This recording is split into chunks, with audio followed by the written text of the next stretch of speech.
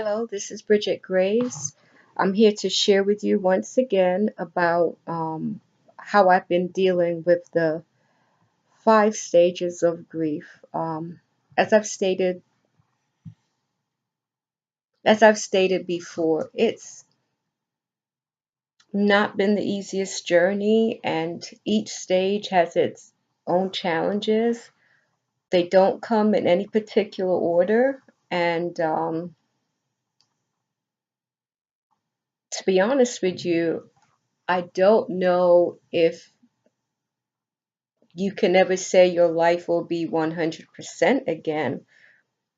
My personal goal is to lead a fulfilled life and a life of purpose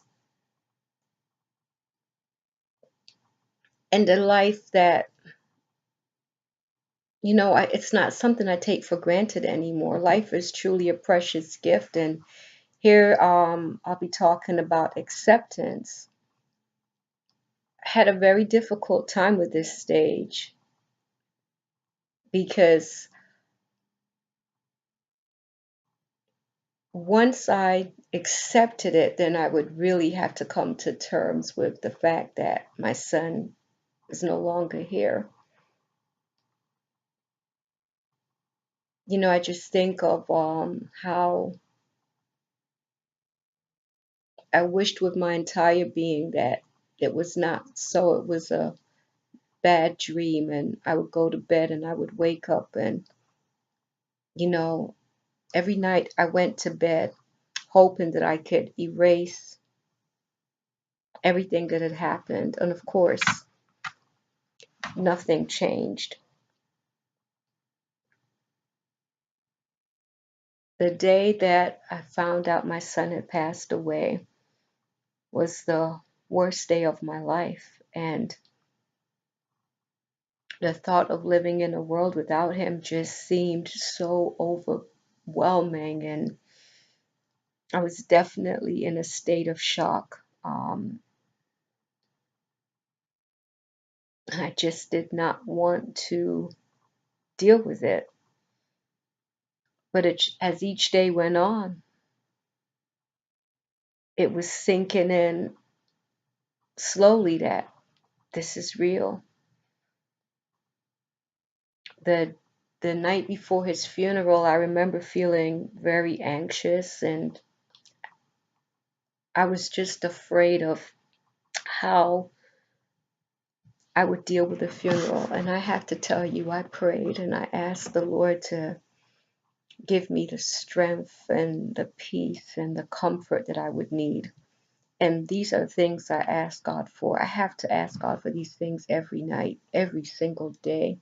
That's the only way I can make it through. But I remember going to the funeral, and when I walked into the church,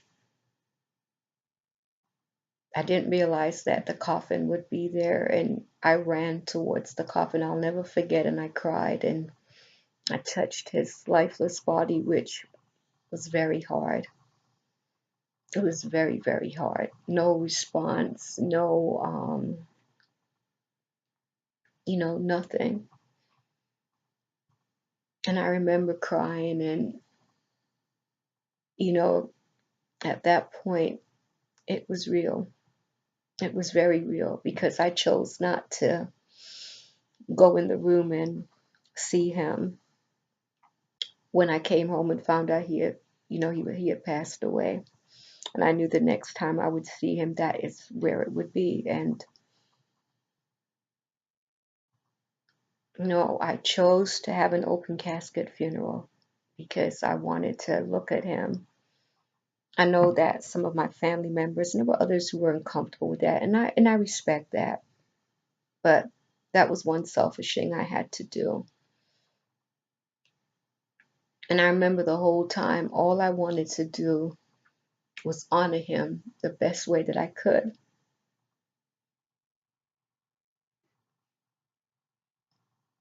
I'm sorry. This would be my last act as his mother representing him. And make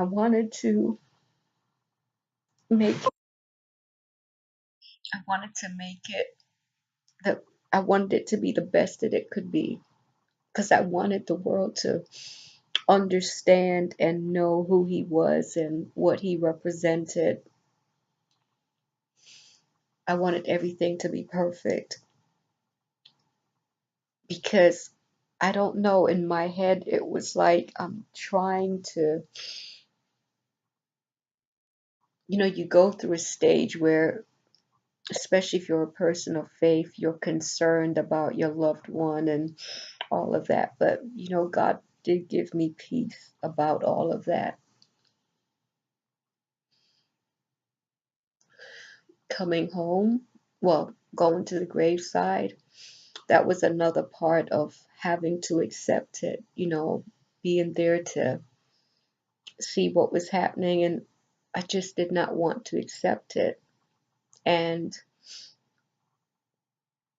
as they were about to lower him and all of that, the funeral, the director, whoever it was that drove us, he said it was time to take us back to the church. And to be honest with you, I'm glad that I didn't stay to see him covered, because in my head, I kept thinking he has asthma, he's covered up. Even something as simple like I wanted him buried in socks. Does that make sense? I mean, I kept thinking, it was like trying to protect him to the very end, if that makes sense. And I remember reading a scripture about, um, my mind is so cloudy right now, but nothing can separate us from the love of God, not even death. That gave me a great deal of comfort. In fact, that was one of the scriptures I read the morning which was so weird. I did a devotion on death the morning that my son had passed away. And I think he had already passed while I was doing that, as I was reading that devotion. And as I said before, I believe God was preparing me. And I thought back to that scripture, and whenever I feel overwhelmed, that is the scripture I go back to, because it helps me to remember that my son did not die because God didn't love him, and he did not die because he didn't love me. And he is still under God's protection. There is nothing more that I can do. My role has been fulfilled. What I can do now is,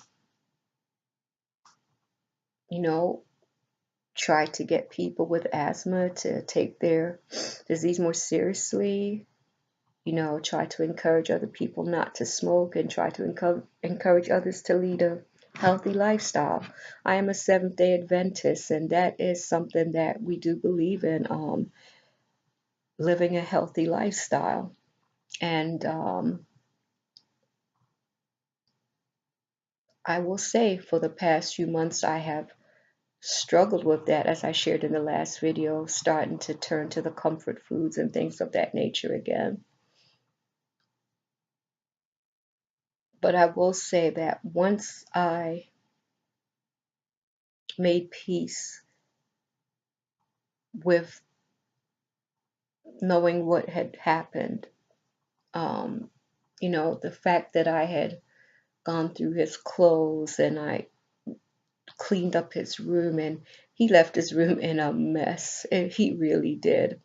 And, having to clean it up and all of that. But it was like therapy for me, and it was a part of the acceptance. Um, there are a couple things I haven't done yet, and those are things I have to get done soon, but I still haven't sent out thank you letters, and I'm very embarrassed about that because he passed in January and I still haven't gotten around to that yet. And getting rid of his car, that's another thing that I have to do. Every time I look at the car, it brings back the memories of how happy he was when his grandma bought him that car and how proud he was. And it's actually a happy memory. But I know it's time to let it go, and I know it's time to do the letters and the cards. And as I prepare now for his birthday, in November the 13th, I have decided, God willing, I don't want to sit here crying that day. I want to celebrate the gift that God gave me, November the 13th, 1989. And I've decided to have an asthma awareness event.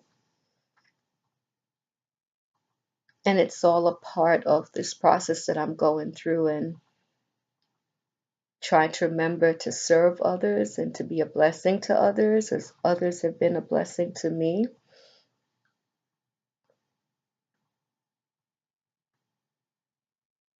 No, my goal is to honor his memory. And I think if I keep holding on to the past and not letting go, then I will miss out on the opportunity to be of service to others. And I will miss out on the opportunity to honor his memory, because right now that's really all I can do. Acceptance is not an easy stage, but once you accept, it's not saying that you have just thrown away your loved one's memory and you have nothing to do with them anymore. No, that's nothing could be further from the truth. But it's the act of making peace with the tragedy that's taken place, and knowing that somehow, somewhere you've got to move on and not get in that dark pit, because I promise you, once you get in that pit, it's so hard to get out of it. I've said it in each of these videos. If you are struggling with your grief, then it's okay to reach out. If you reach out to someone that was not very understanding or not very helpful, reach out to someone else. Keep reaching out until you find the right person. Like I said before, reach out to your pastor, reach out to a professional counselor, reach out to a grief counselor, but please get help. There is help out there. I was fortunate enough to find a couple groups on Facebook. There's a grieving parents group and compassionate friends. And what a blessing those groups have been to me, because when you see other people articulating exactly how you feel, it makes such a difference, because then you can say to yourself, okay, I'm not the only one that feels this way. And you know that you have not lost your mind, that what you're going through is just the normal process of grief. And if you try to resist it, if you try not to deal with it, all you're doing is making it harder. I remember trying not to cry because I felt like I had to perform. I had to be this superwoman because I felt so judged for my grief, and it was killing me. It was literally killing me. I could feel a weight on my chest. I could just feel a heaviness to my body and the misery that I felt. And I just got to the point where, you know what? Whoever doesn't understand, that's their problem. But this is my journey, and I'm the one that's walking on this road, and I have to let it out and I have to deal with it. I spend a lot of time alone, and it's often by choice, because I feel that I need to work things out in my head. But I've realized that I have to be intentional about my actions from now on.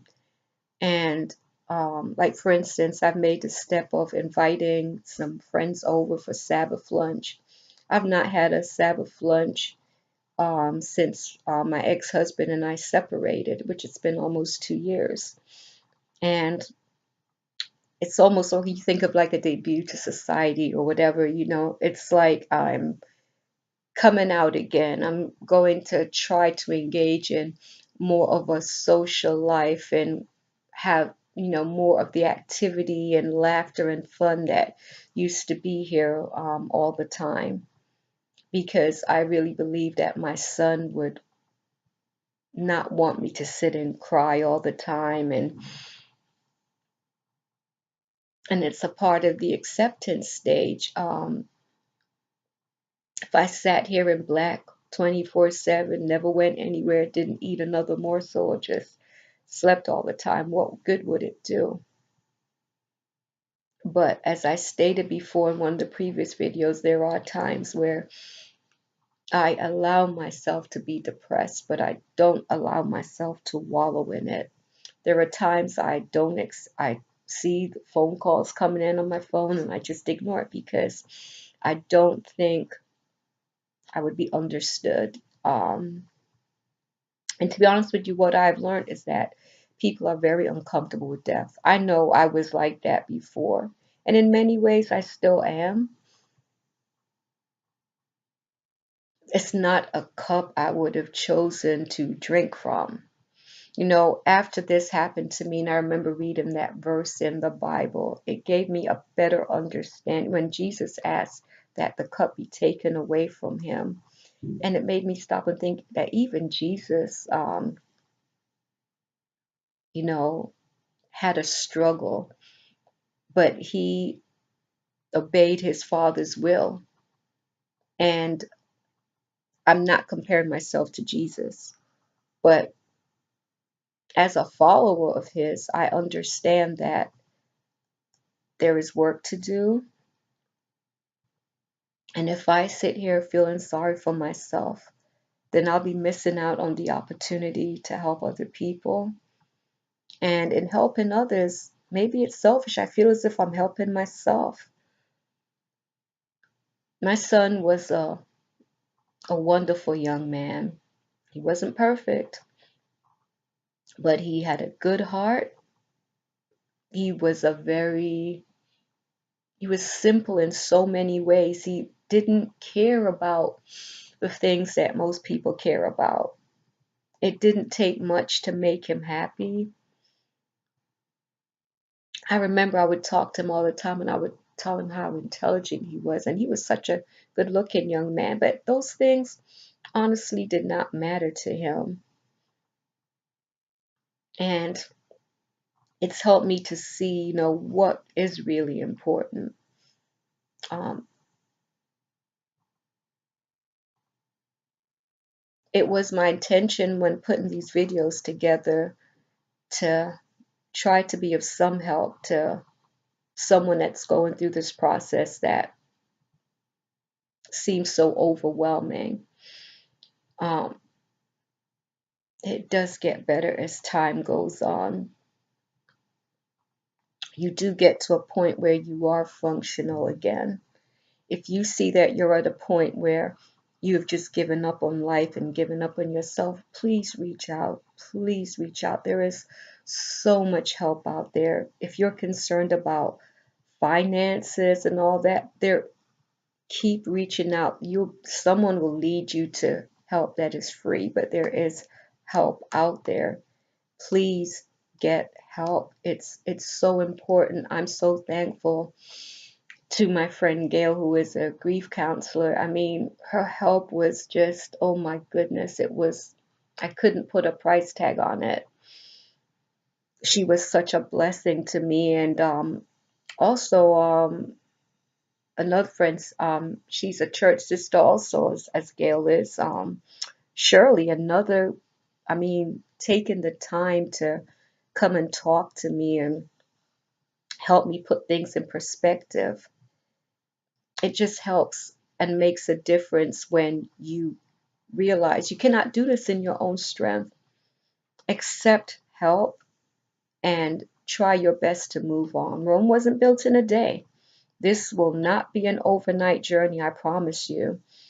It's been this happened to me in January and I still have my struggles. But I'm at a place now where I'm actually starting to feel hopeful again. And it's time for me now to move on with my life. Not move on from my son's memory, but to try to